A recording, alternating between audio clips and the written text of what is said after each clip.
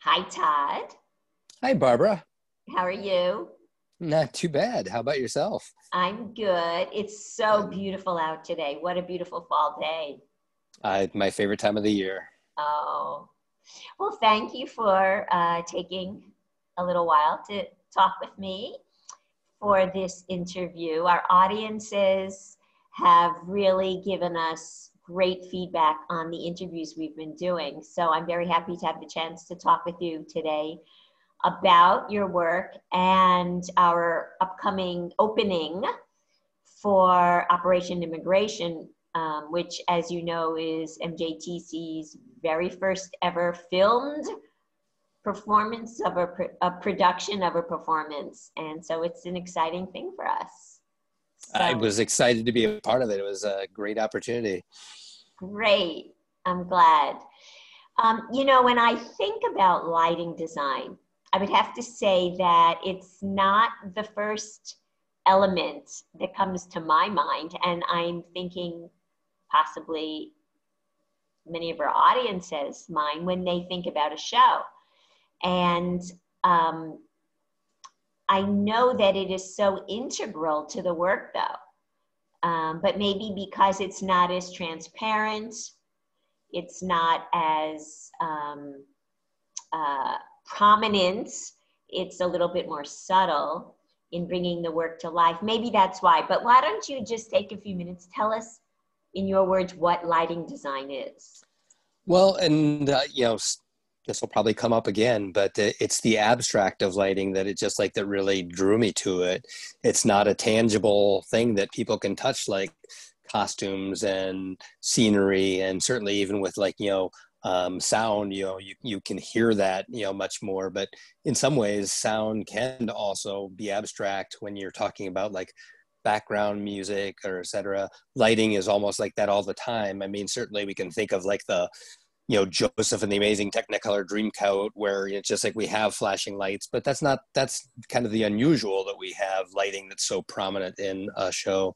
Really, lighting is one of those, I think when I was an undergrad, um, that everybody loves to see their names when like when a production is reviewed, and my professor is like, the best lighting is the lighting that is not noticed. And so that's kind of a little bit of a, well, that means my name's probably not going to be mentioned in the review. But it's just like, and that's a compliment, because if somebody's noticing the lighting, then that there's a good chance that it's distracting from the performance, just like, or that it's bad and not appropriate, et Although cetera. I So would like to say, when we've done our holiday productions that serve thousands of school children, they're engrossed and, maybe laughing or sometimes talking back to the actors or clapping.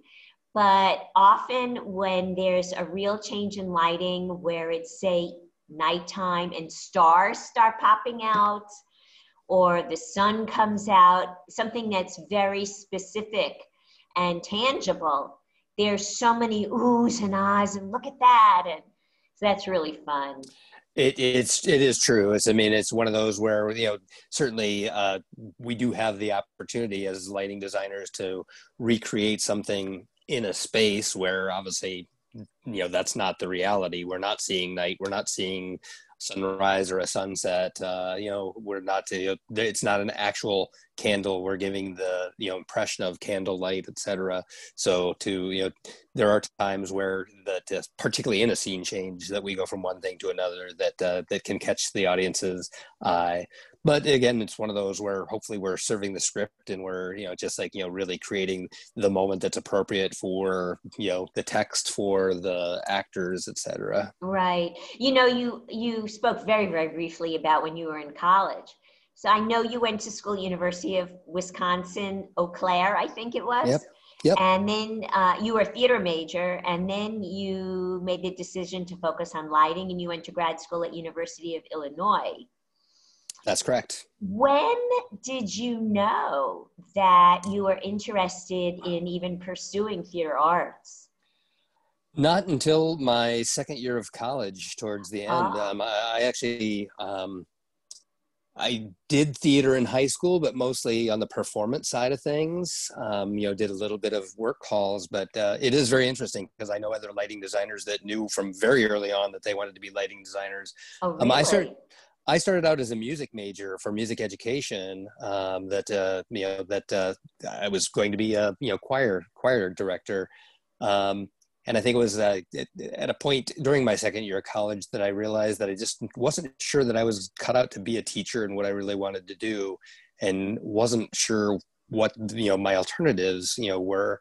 But I took a stagecraft class. It's just like during my second year at Eau Claire, and while at that point in time I didn't know that lighting was what I wanted to do, just like as part of the class, we had to do shop hours, and the working with my hands, helping build sets and do stuff like that. It was one of those where it was a leap of faith. I was kind of like, it's like, look, I don't know what possibilities exist, just like with this degree, but this feels right. And I'm going to do that. And so I think it was, like after changing my major to theater, just a comprehensive major, that started working with, like a person who was a year ahead of me that was a scenery and lighting designer. That was his study, that he really introduced me to, scenery and lighting. And it's just like, again, I kind of did a little bit of both scenery and lighting, through undergrad. But then it was kind of towards, after graduating, I was leaning towards lighting. I took a year off before grad school. And I think it was like that abstract of lighting that really drew me to it and led me to kind of make the choice to pursue my MFA, in lighting design. Was there any particular production you saw or script or musical that was really impactful that said, this is what I want to do? What's funny is that it wasn't theater at all that, like really drew me to lighting as much as like theater has been my core. It was actually dance. It's just like, Eau Claire did not have a dance degree, but they had a dance department, and they did a production. And it's just like, I had never done dance lighting before. I read a little bit about it, and they were like, it's like, well, would you be interested in doing, it's just like, this is a faculty and student, item. And they actually did it rather than on a proscenium space. They did it in the thrust space. So it's just like, I had to be very innovative and, trying to create, dance lighting in a non-traditional type way. So actually I put some strip lights on the floor, and just like to kind of create a side light. And just, again, what the lighting did for the body, etc. Just like, really, drew me to it. And then another dance production, I can't remember which, if it was Joffrey Street Ballet or one of those, came through town, like on a touring production. And it's just like, that was at the State Theater, in Eau Claire. And, when this one piece started, and it looked like everybody was wearing the same costume, same color costumes, all of a sudden there was a lighting shift, and it's like, oh, no, there's two different colored costumes. And then it's just like, I think ultimately it's just like, there was like 6 different colors of costumes, but the lighting designer and the costume designer knew what they were doing with color. And it's just like, and again, just, that magic that could be created, just like, with lighting, with, color, et cetera, was just, again, amazed me. And, just kind of possibilities that I didn't think that, I had, like necessarily in scenery, et cetera. Well, 2 words you just mentioned, color and light, remind me of the Stephen Sondheim piece, Sunday in the Park with George, and that song about color and light. It's funny you mentioned that, because it's just like, whenever, it's just like, for years after that musical came out, whenever I was working on a production, not Sunday in the Park with George, oops, sorry, I had a phone call coming in, but whenever I was working on a perform, like on theater work, I would play Sunday in the Park with George, really? as creative inspiration, so it's just like, so it's funny you mentioned that, and it is, just like with color and light, it's very specifically mentioned in there. So. Right. Well, in working on a show as a lighting designer, where do you begin? What is your process like? I really try to serve the script first. I mean, it's just like my first reading, I am really not trying to think about lighting at all. I'm really trying to think about what what is the the script about, just like what is the message, what are the feelings, just like that are it as part of this. So that's the first thing that I'm thinking about, just like when I read through a script. Sorry, this phone call keeps trying to come in. So the second time. So then after you are reading the script, and you attend rehearsals to see how it's being staged, what then informs your selection of, say, color or gels or gobos? The creation of those various moments, like a window or the sun going down, and you see that through a window pane. Or well, so much, and again, there's it's going to depend on the style of the show, whether the director is taking a realistic approach or the script calls for a realistic approach, whether it's going to ask for something that's going to be a little more unusual, abstract, kind of like ethereal, etc. Because ultimately, it's it's going to make a decision in my mind as how to approach it.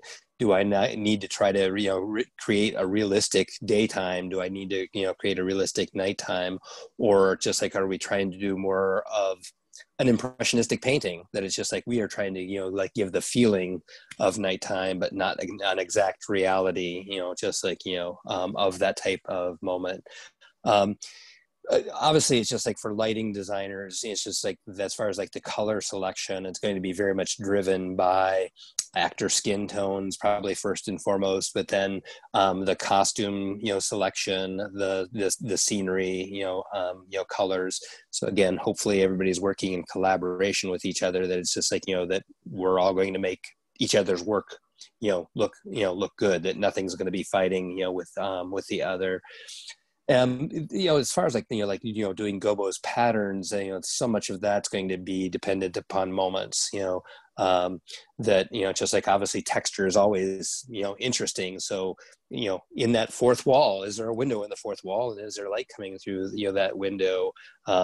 Just like if there's a moment where somebody's longingly looking out a window, then that window gobo may very well help that moment. Just like that, not only are we going to have the realistic impression of light coming through the window, but it's going to evoke an emotion within the audience of, wow, I've looked longingly out of a window before, and it's just like and I just like I imagine this is probably what that moment looked like. Leaf patterns, just like that's always again one of those where just like if we have a moment that's outside and we're whether it's moonlight or sunlight coming through the trees, that it's just like to see the patterns on the actor, like on the stage, etc. We're always trying to just like tug at little memories and people's minds of remembrances of visions, etc. And that's, I guess, one of the things about lighting, again, that kind of going back to, well, I guess Sunday in the Park with George, for example, but lighting really is impressionism. Just like so often if we have if we're in a space that has a cyc, just like we're really not trying to recreate the exact duplicate picture, just like of a lighting moment in real life. We're trying to create an impression that's going to affect somebody's mind, that it's just like that takes them to a location, that it's like, wow, the Northern Lights, it's just like whether they've seen it in real life or they've seen videos or pictures, that just like that it's going to evoke an emotional response, just like by seeing some sort of a lighting impression. Well, thinking about both Operation Immigration coming up and the show you did prior to that for us, Significant Other by Joshua Harmon, the pieces are so different. One of the obvious differences is that we shot Operation Immigration outside. And then Significant Other, one of my memories is just at the tail end, you brought in the color. And it was, transformational. lighting for the work. Talk about how the differences in doing those two projects. Well, certainly it's just like, outdoors, it's just like we've got a lot of natural light, so, that was, very interesting, because it was just like we had to, and I don't want to say contest with the daylight, it's just like it was really to work with the daylight, to use, the changing from, just like, daytime into, twilight into evening. It's just like in trying to utilize that and, kind of accent that light. So certainly the other thing with Operation Immigration, it's just like, one of the reasons that this was like an incredibly great opportunity for me, so much of my lighting, just like, has been purely theatrical. I have not had an opportunity to do film, television. So this project was just a great opportunity to, just like I know some of the principles, et cetera, but it was great to work with the team and, just like, and to, work on doing something that is just like is going to be different than theater. And again, it was like very much for the moments towards the end of the the production, where obviously the idea was that that we're on a stage doing a monologue, et cetera. To do that.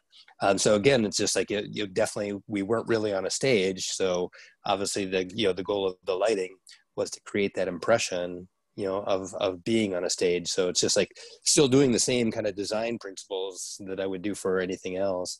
Where a significant other, it's just like, again, maybe the challenge with that is that it was, since we weren't changing scenery, et cetera, it was, a, single set that, again, that we had to kind of like, be in multiple locations. And that's one of those things where obviously that, like having color and certainly the flexibility of equipment these days, where just like we can have LEDs that change color, gives us so much flexibility to now you'll be able to like, just like, try to, change the imagery of the location, even though we're not moving a new set in, we're not just like doing all these new doors, etc. So that's Minnesota Jewish Theater Company. Yes, indeed. We don't have deep wings and flies, to like, to change all that. So it's just like, and that's where it's spaces like, like Minnesota Jewish Theater, where quite often the lighting is relied upon, just like, to help, again, costume changes will help, tell people that, time has passed, but, it's just like, quite often the scenery can't do that. So now it's, incumbent upon the lighting and the sound to help, create that, just like, Right. It's like, look, we are now in a different place. We're now at a different time of year. We're, just like, yes, exactly.